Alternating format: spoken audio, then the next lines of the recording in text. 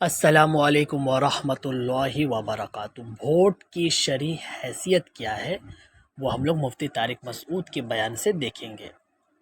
چونکہ بھارت میں یہ 19 تاریخ یعنی اور 2 دن بعد ووٹ شروع ہوگا، تو اس بارے میں تھوڑا دیکھ لیتے ہیں شریعت کیا کہتا ہے، تھوڑی سی علم کی جانکاری ہو جائے گی۔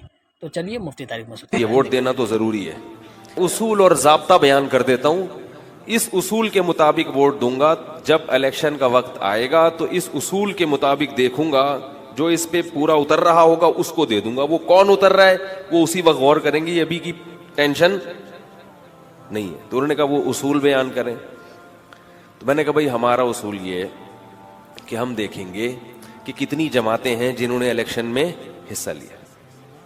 ان کے بارے میں دیکھیں گے کوئی ایسا ہے جو دودھ سے دھلا ہوا ہے، ٹھیک ہے، تو ظاہر ہے ایسا تو کوئی بھی، کیا خیال ہے، کوئی زمزم سے نہایا ہوا ہو یا دودھ سے دھلا ہوا ہو، گناہوں سے پاک صاف ہو، ایسا کوئی ہو؟ ایسا تو کوئی بھی نہیں ہے۔ تو ہم دیکھیں گے اس پہ۔ وہ فوراً کسی نے اعتراض کیا کہ بھئی پھر تو کسی کو بھی نہیں دینا چاہیے۔ میں نے ان سے کہا کہ جب آپ کسی کو ووٹ نہیں دیتے تو اپنے مخالف کو ایک ووٹ آپ دے دیتے ہیں۔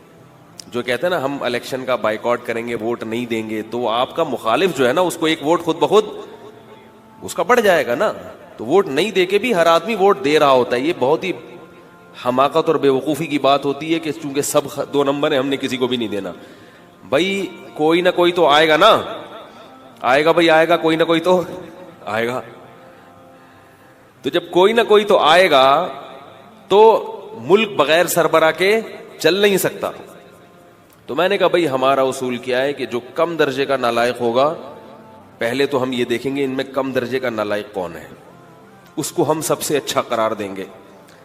دوسرے نمبر پر ہم یہ دیکھیں گے اس کم درجے کے نالائق کے جیتنے کا کچھ امکان بھی ہے یا نہیں ہے۔